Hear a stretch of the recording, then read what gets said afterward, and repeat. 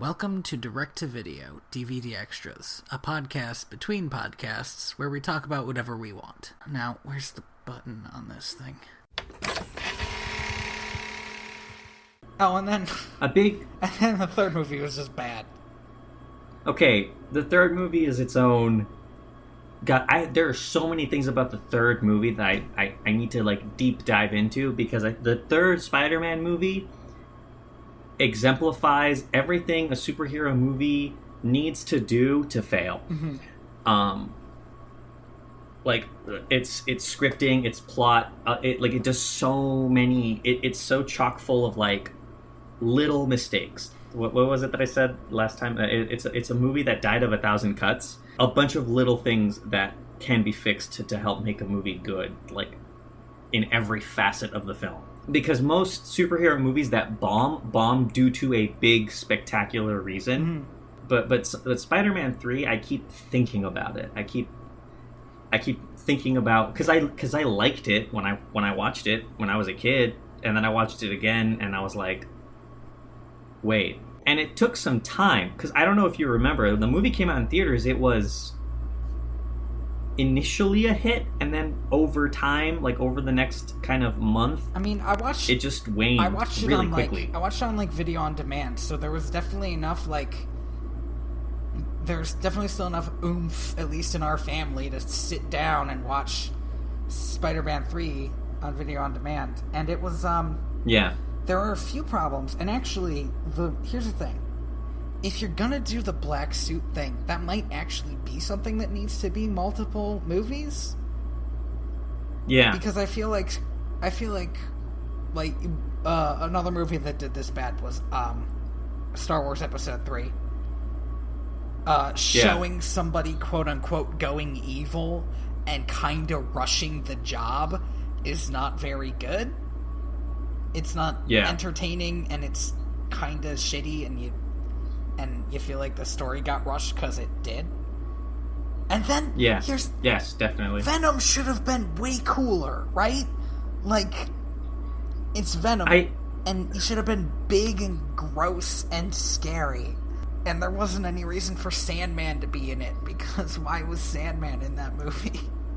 So the thing is rewatching the movie, Sandman fits more into the story of the third movie than Venom does, mm-hmm. which is a big problem.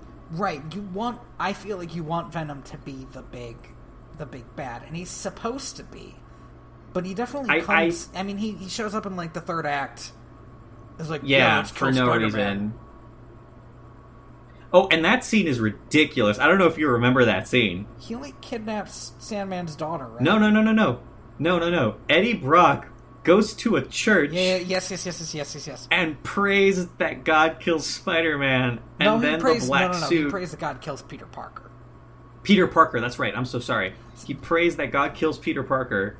And then Spider-Man, who is at the same church, hits the bell, and the suit melts off of him and falls onto Eddie Brock. Here's the thing. That is so stupid, but it could have been done well, because that's when he realizes... It could have been done well. That's when he realizes Peter Parker is Spider-Man, and this is how he's been making his life hell. That's interesting, and that's sort of an interesting start for Venom as a character. Yeah. And did you ever play the video game? Which, Spider-Man 3, the video game? Yeah. No. So, it was, I had a PlayStation 2 when I was a kid. Same. And we had, an amount of video games that we played over and over. And because maybe we weren't the most discerning gamers, we would often have games that were based on movies. Some of these games are shockingly good. The Spider-Man games were... Now wait, I need to say this right now, because nobody's gonna fucking believe me, but I urge everybody to go play the Pirates of the Caribbean Curse of the Black Pearl PlayStation 2 video game. It is weirdly fun. There was a time, and it's weird because this whole era kind of lived and died in the PlayStation 2 era of video games, where but there was a time when movie tie-in video games were good. It was fun. It was a small window, though. It was a very small window because it quickly went from from like games have nothing to do with the movie to this brief window of video games based on movies are good to all video game adaptations of films are bad. Okay, It happened within like the span of a couple years. I'm going to real quick tell you why the Pirates game was good, and then I can lead that into why the Spider-Man 3 video game was good. So the Pirates game was good because in the first level, Jack Sparrow and Will Turner are sentenced to death by hanging. And Jack looks around and tells this like village of people who see them as pirates and are going to kill them that he wants his last words, and starts telling a story. So he tells the story of the movie with a bunch of like weird stuff added in, like when he sacks Nassau Port without firing a shot, which is like a throwaway line in the movie. The movie? Yeah, it's a throwaway line in the movie, but in the video game, it's like him fighting Blackbeard because Blackbeard sacked the port, and then he defeats Blackbeard and takes all the stuff. And it's like weird and stupid, but it makes sense because it's all Jack making stuff up to try to stop them from being killed. Yeah, to buy time. Yes, and it's I enjoy that line of storytelling a lot. And what it is they gave it to some little studio that wanted to make a good game, I assume, but like only had this to work with. That's usually what happens. And and the reason Spider-Man 3 was good was because, again, you know, when you're playing a game can go on a lot longer than a movie without you getting bored. So, yeah, you know, they have this mechanic where if you put on the black suit, you're stronger. You know, all your web shots are stronger, you punch stronger, you have more health, whatever. Yeah. So then, and every time you put on the black suit, it's harder to take it off again. So it's like a clever little mechanic, but they also like threw in other villains to like take up some time. Which every game has done. Right, and one of them was, I think it was who's that vampire hunter? Wesley Snipes? Blade? Yes, Blade. Is that Wesley Snipes?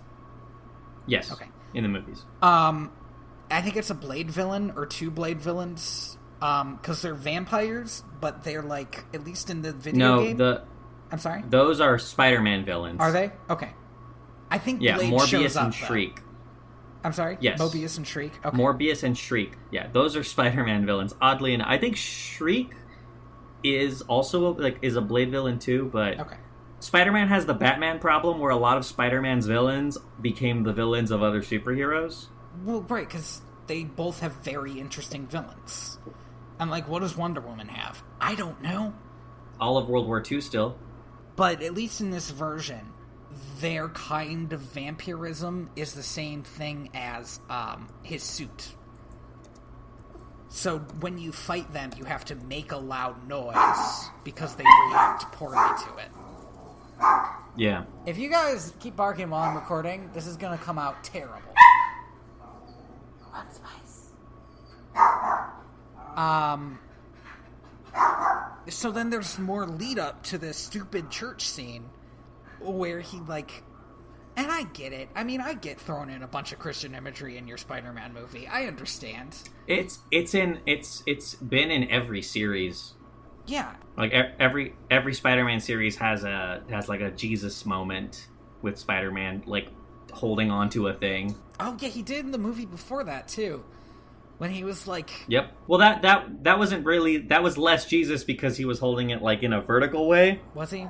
I don't... Yeah, I'm imagining him spread eagled, but I guess that's not how he was doing it. But the train scene in the second movie is the popular one. That's that's what I was thinking the of. Jesus pose. That's full-on Jesus pose. Okay. The point is the video game was better. I think that's what I was getting at. Was that what I was getting at? I think that was the point you were going to get to. There was also the lizard in the video game, so I enjoyed it. I just liked the lizard. Which was going to be, funnily enough, there were rumors for a long time that the fourth Spider-Man movie was going to be based around the lizard. That doesn't surprise me, because they have Dr. Connor in there as a one-eyed scientist in the third movie. who Peter fucking ignores the Armed. whole time. I said eyed, didn't I? You did say eyed. Okay. Wouldn't it be funny if he fucking injected himself with lizard goo just to fix his eye? Yeah, that would be a lot. That would be a lot more selfish than his arm. So here I have a very complex relationship with Spider-Man because like my earliest memory of Spider-Man is watching reruns of what's that show called? Spider-Man and His Amazing Friends on Spanish television. Okay, cool. And then I ever saw that show. Yeah, and then when I was a kid, I watched the 1994 Spider-Man TV series Saturday mornings on Fox. And then I watched Spider-Man Unlimited for a long time. Now, you kind of laughed when you said that. Is that because Spider-Man Unlimited is bad, or just because you've watched a lot of Spider-Man? I've watched a lot of Spider-Man, but also because Spider-Man Unlimited is weird. Spider-Man Unlimited takes place in the far-flung future of, I think it's 2099. Oh, man, I fucking wanted you to say, like, 2016. Oh, yeah, no, that would make more sense? My favorite thing about the Assassin's Creed games is that they take place in the far-flung future of 2012. But when the original 2002 Spider-Man movie came out, that shook my world. Like I was obsessed with Spider-Man for forever, till this day, to now. 2002 to now, I've been obsessed with Spider-Man in some way. Like I've kept up with all of the cartoons, and there have been a lot of cartoons. There have been, that's true. There is a new one coming out at the end, August 19th. I kind of feel bad for how often superhero cartoons get rebooted, because they usually kind of destroy a perfectly good universe to put in another universe that's basically the same, slightly better in some ways and slightly worse. That's the thing is whenever you land on something good or iconic, the next cartoon pretty has to start from scratch. Mm-hmm. And it's like, how do you do what's been done in a way that's your own? And I think that's my biggest problem with the fact that Spider-Man, the films, have been rebooted 3 times. Because every time it's been rebooted, the movie, a lot of Amazing Spider-Man felt like we don't want to remind people of old Spider-Man. Right, they wouldn't say, with great power comes great responsibility. Which sucks, because that line is, like, good. Well, it's a very good line. However, in the Tobey Maguire movies, they keep saying that line. Like, it is... It matters, Tony. It might matter, it's his but mantra. It's absurd. The Weird Al song goes over that, by the way. I'm just saying, like, that. That's in there. So... But I was really attached to the original Spider-Man trilogy. And as much as I liked The Amazing Spider-Man and The Amazing Spider-Man 2, because I did like them, mm-hmm. I preferred the original trilogy to this kind of duology that they have, mostly because the trilogy felt very complete, because every movie that was made to be its own movie, and then leave the possibility of a sequel out there. Right, and they sort of immediately wanted to make 3 movies with The Amazing Spider-Man, at least. Yeah, but also The Amazing Spider-Man had this weird problem of what I mentioned earlier, like, we need to make sure that we don't remind people of this older Spider-Man. Right, we don't want to make the exact same movie, and then... But B, in The Amazing Spider-Man 2, you have this weird moment of, who's this guy? It's my best friend that I didn't talk about for the first movie. We're still best friends. And it's jarring. Like, why? Because there was no Harry in the first movie. Because you can't have a Harry in the first movie. Because there was a Harry in the old trilogy. And he was played by James Franco, who in 2012 was a big-name actor. And I guess he still is a big-name actor, but he really, like, became a big actor after the Spider-Man trilogy. You're very passionate about this, is the thing. I've been thinking about this for years, and the reason is because when I found out that they were going to do Spider-Man a third time, my first thought was, how is it going to be its own thing? But also, how is it going to get over itself? As far as I can tell, the first step they took was making Tony Stark want to fuck Aunt May. Which sucks. That was a bad start in my opinion. Mostly because I hate Tony Stark. He's a piece of shit. I fucking love Tony Stark. He is the worst.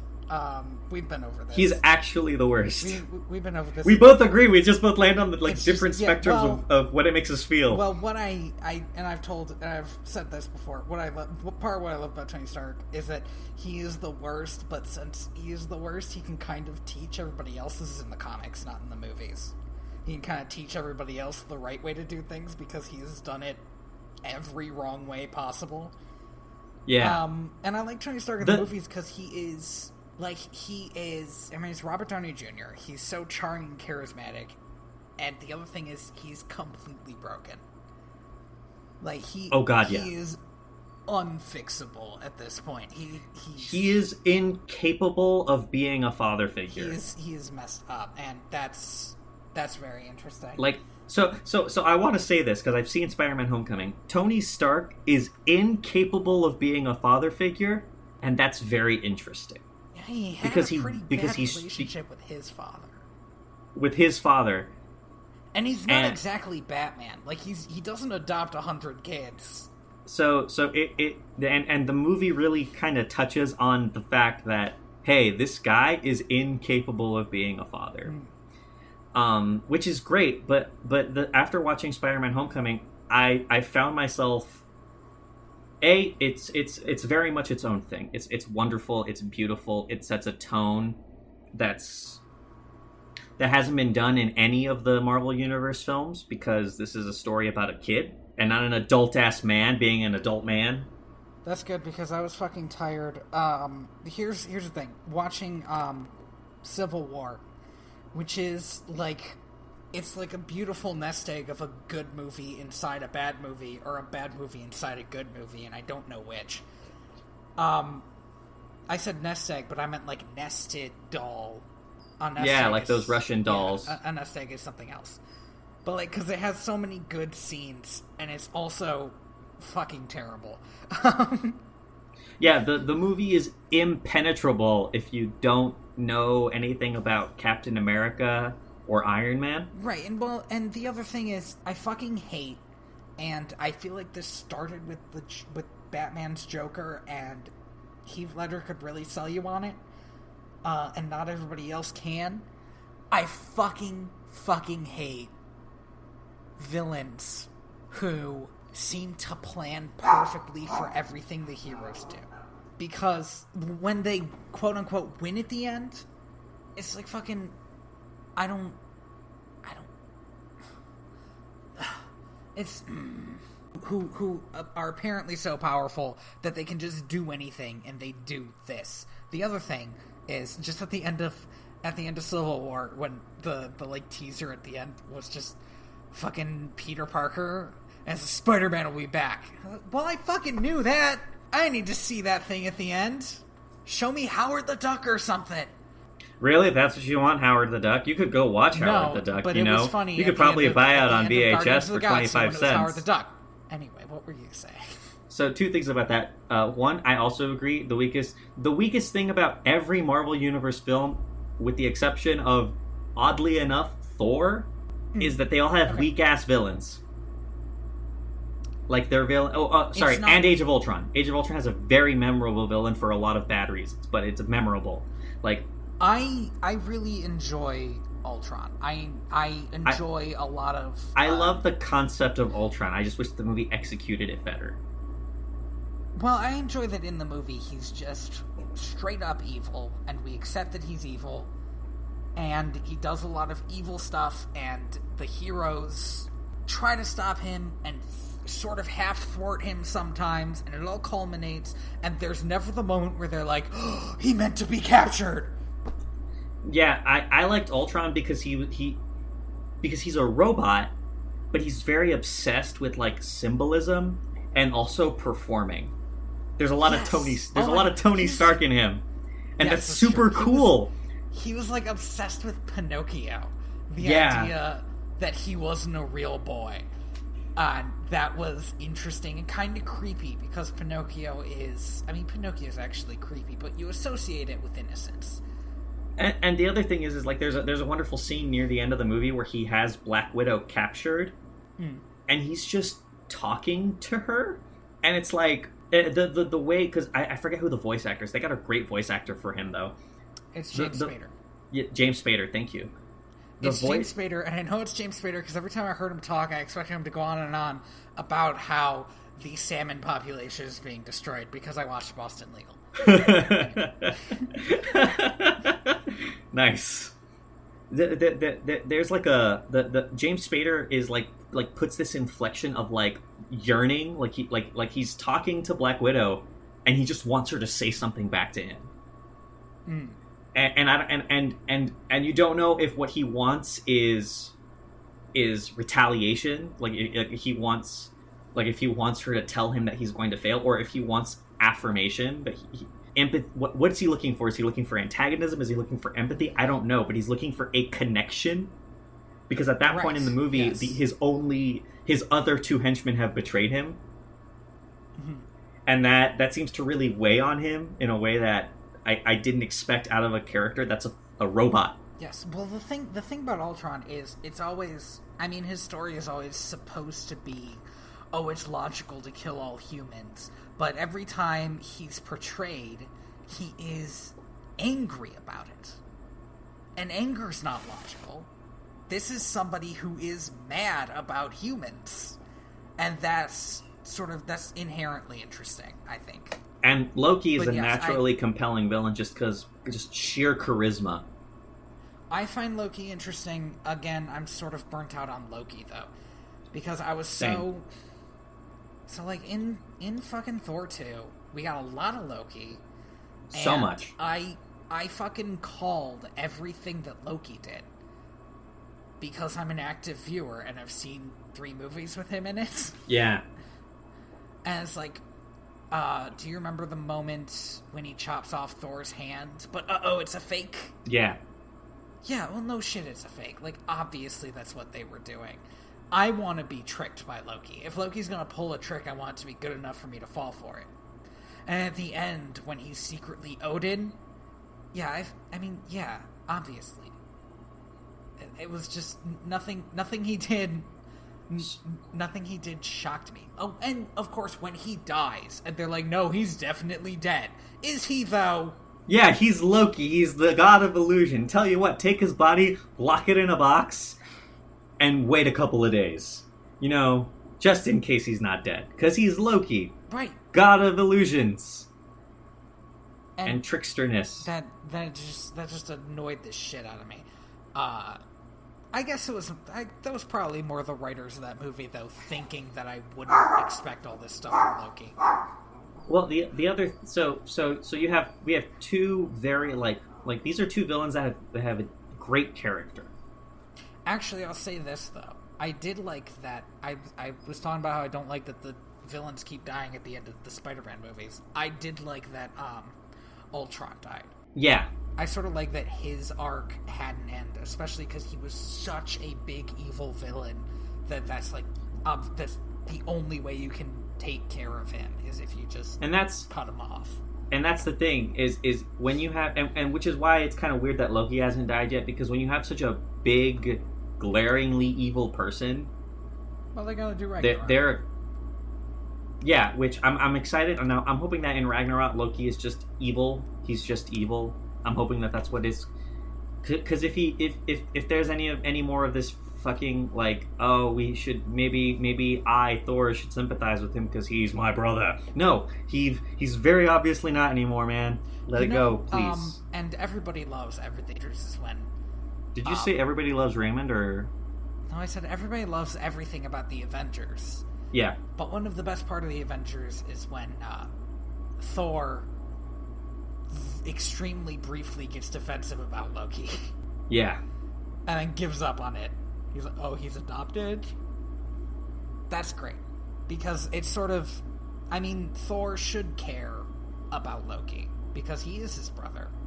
and they've been brothers for, I don't know, like... Yeah, for an indeterminate amount of god time. Hundreds, thousands, I don't know, a long time, and that is, I mean, that means something to at least Thor, if not Loki, and that's interesting, but Loki himself has become uninteresting to me if they're gonna keep on, trying to do the whole fake out thing. I'm expecting him to die in this next movie, for real. Just because they're really hitting the limit of what they can do with this character. Now, he might not die, they might... I mean, short of making him run for president, I guess. Loki for president. He might not die, they might make him... They might just put him in a cave, and then put a snake above him that drips venom, and have his wife stop the venom, but when she goes to pour out the venom from the bowl, then the venom gets on him. Or he could just die. Okay, but mine was a reference to Norse mythology. That's no, I know. Supposedly where Loki is yeah, right now. Yeah. Okay. But that's where he is until Ragnarok, though, which is happening in the movie. Right. But is it, though? Because Ragnarok is, like... Again, from a Norse mythology standpoint, you're not getting away from Ragnarok. Ragnarok it's like the apocalypse. It's heaven and hell all fighting. Ragnarok is the end of the gods, but there's part this of whole, that is a war between all the dead people. There's this whole thing, though, that at the end of Ragnarok there will be somebody who is able to break free of the prophecy. Right, there's so one god, nobody knows who, is going to survive Ragnarok. I think the god is named. I think it's supposed to be a god, and he kills Fenrir. And then Ragnarok's over, and there's just like him and a couple others. Yeah. It's been a little while. I don't remember specifics. Same. But Thor dies fighting the Great Serpent. Yes. But he kills the Great Serpent, so... Yes.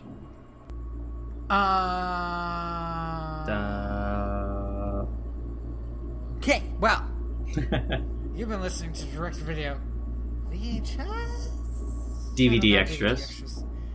I have been Tony Robusto. And I have been Andres. One day we'll be Spider-Man Reyes. So close. It's gonna be great. I believe in you. You can find me at TheaterBats on Twitter. Or you can go to my website at inspiredbyturnerevents.org. I'm fucking gonna plug that more. Yes, okay. Definitely read his webcomic. It's hilarious when I read it. You can find me at royalty_valens. Or, I think that's it. That's all I do. No, that's all I got. It's the only place. It's my abode. Disappointing. Occasionally, I post funny things on Twitter, and occasionally I post weird lawyer fanfiction on Twitter. You can find the podcast at direct2.video. I want to put more videos up, especially of... There's like a lot of good stuff we did in The Wizard of Oz that can be sort of like grabbed and put into a little what do you call it? Like its own little thing. Bits. Yeah, I would love to. I want to do that. I just never have any free time. Please remember to leave a review for us either on Google Play or iTunes or wherever you get your local podcasts, because fuck you, Tony. I'm going to keep saying that. I like the phrase. Local podcasts. All right. I think it's a good phrase. It's nonsense. The internet is nonsense. The internet is nonsense. We just talked about nonsense for 2.5 hours. The internet is nonsense. We talked about nonsense. I'm the ghost of John Smith. Good night, everybody. Oh, wait. What? Thank you, Lee Roosevelt, for Penguins on Parade. Damn it. I'm the ghost of John Smith. No, let's get out of here. Wait, fuck, that's not it. Yeah, you fucking can't do it. I did it. No. Shit. I can't do... fuck it.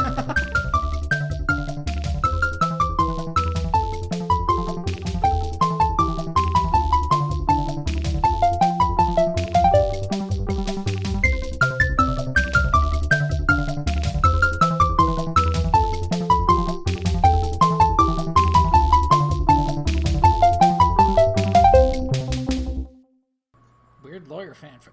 I haven't done that. You haven't. I haven't done that in a while, time. actually. I used to fucking love that. I was going to get back into it because I had a really good one saved as a draft, and then I reread it and I was like, no, I need to work this some more. Remember when for a little bit there we were going to have a Fate system role-playing game with like us and like too many other people? Yeah. Which is why it never happened. I had in my notes that I wanted eventually to work up to like the shit being captured and held in an impromptu trial. So so you could like throw these jokes out. I occasionally play D&D with some friends at college, and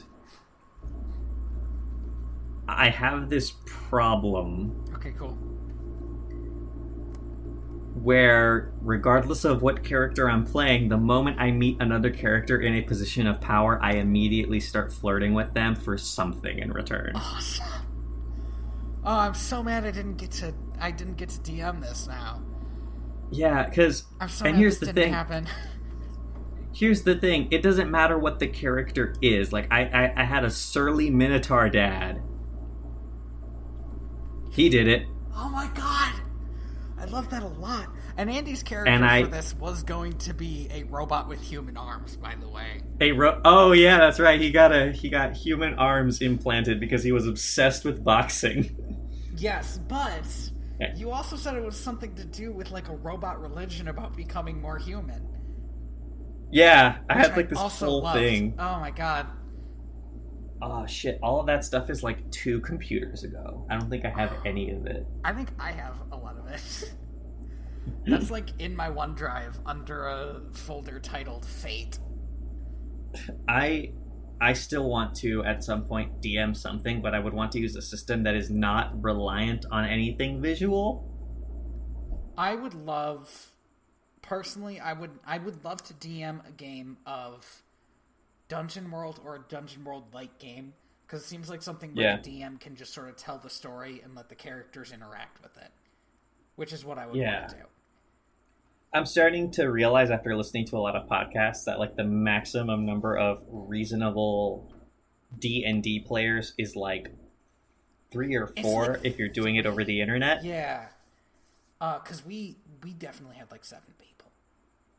And that's way too many. It's way too many, and also Matt and Mads are never free, and that's fine for them because they have lives, but like, when were we ever going to do this thing?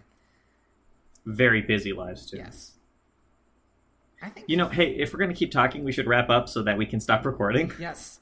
One of these things will be a stinger. Did you actually finish, or did I interrupt you?